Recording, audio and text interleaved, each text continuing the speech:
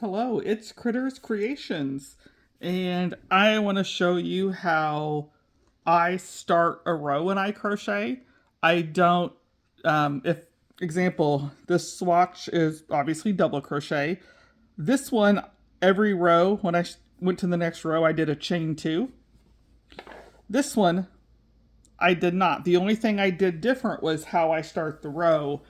I'll be honest, I don't know the formal name. I call it a stacked single crochet. When I was first learning to crochet, I loved this. I thought my edges were straight. I thought I was rocking it. I did notice it was really hard to see that last stitch. And no matter what I did, I could never make that not curl.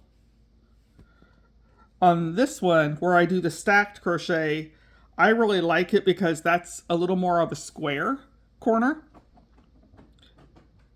So I want to show you how I went from the chain two for every row and then double crochet across to this one on the stacked crochet. So I just finished this row. I am not going to I'm not going to chain. I'm just going to turn my work. Now,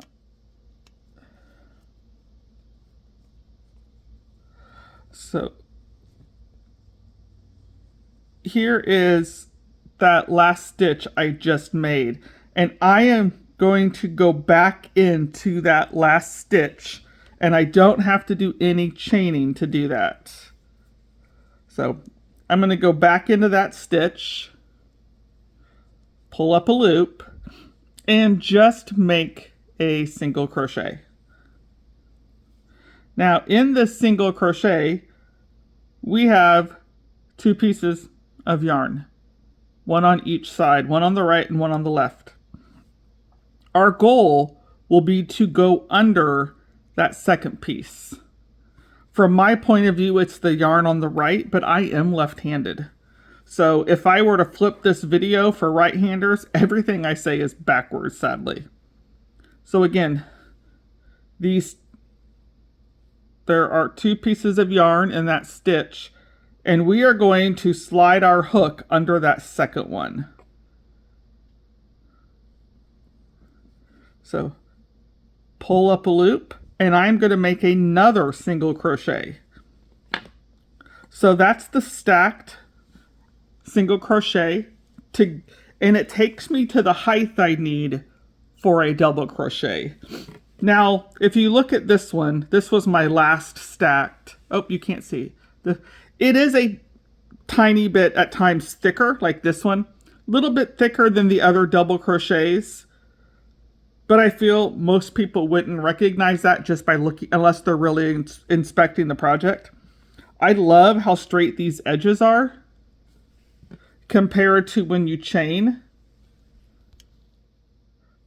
Those edges are not quite as straight, and that top row, you cannot help that except to curve. If I did a chain three, it wouldn't curve as bad, but it would be a little floppier. So I did that stacked double crochet. I'm going to pull that out and do it one more time. All right. I am back to where I finished that previous row. I am not going to chain. I am just going to turn my work, and I'm going to go back into that stitch. Pull up a loop and finish a single crochet. So there are two pieces of yarn, and I am going to put my hook under this one. All right.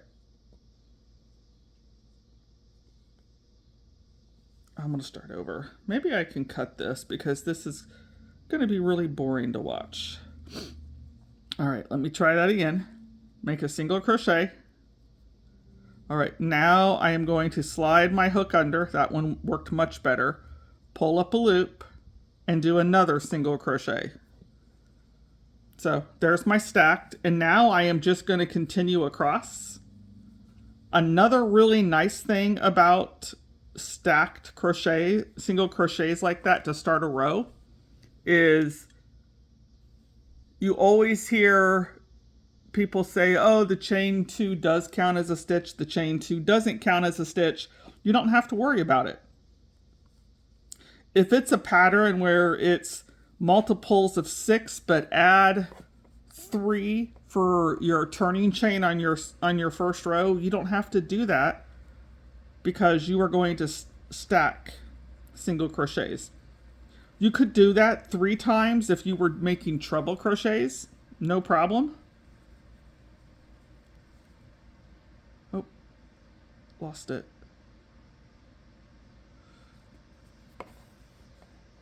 And I'm getting to the end of this row, and I'm going to show you something else I like about that stacked. All right, so I have one more stitch left. On the swatch where I did the chain 2 on every row, this last stitch, I always found it tough to know exactly where to put my hook in. And then if I didn't put it in the right place, I felt like it would gape and it would just have an open hole, and I didn't like that. This I find much easier because there is that stitch. You know, on the end of a row, it's often, you usually have to turn that work, but there is that little V section that tells you there's a stitch there. And another row completed. And I love how straight the edges are. I'm using a large hook because I want it to be easier to see. If I use, this is a 6.5, if I used a 4 or a 4.5, it would look even neater because the stitches would not be as large. But I wanted it to be easy to see.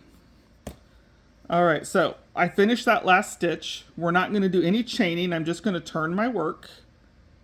And I am going to insert in to that stitch and pull up a loop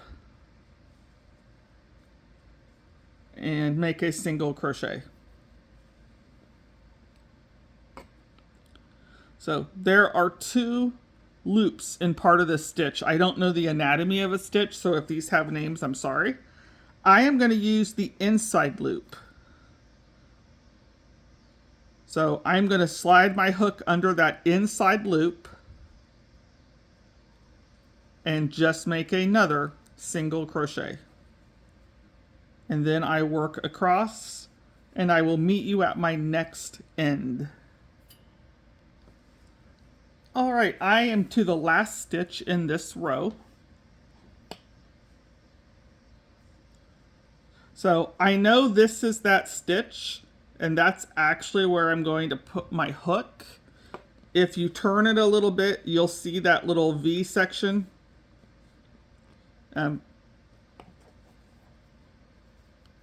So let's do that. All right, so that row is finished.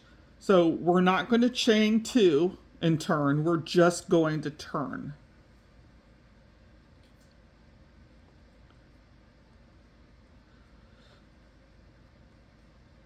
All right, this is the next stitch I am going to work into. And again, I am going to pull up a loop, make a single crochet. That's half of it. Again, there are 2 loops, an outside loop and an inside loop. I think that's better than saying left and right because I'm left-handed. And if I flip this for the right-handers, that's going to be an issue. So we have an outside loop and an inside loop. I want to put my hook under the inside loop. I'll be honest, if I end up getting that too tight, I really struggle to get my hook through there. So sometimes I just find it better to start over. All right, the inside loop, I'm going to slide my hook under, much easier, and make another single crochet. And when we look at this, this is slightly curved, but nothing compared to how much this one is curved. Honestly, if I were just to pull that a little, it would lie flat, no problem. It's just that the work is curved from working with it. So, I know the swatches are different sizes. That part doesn't really matter, but these edges, when I started, I thought those were great edges because I was getting all my stitches. I wasn't adding, I wasn't dropping a stitch, which I did all the time.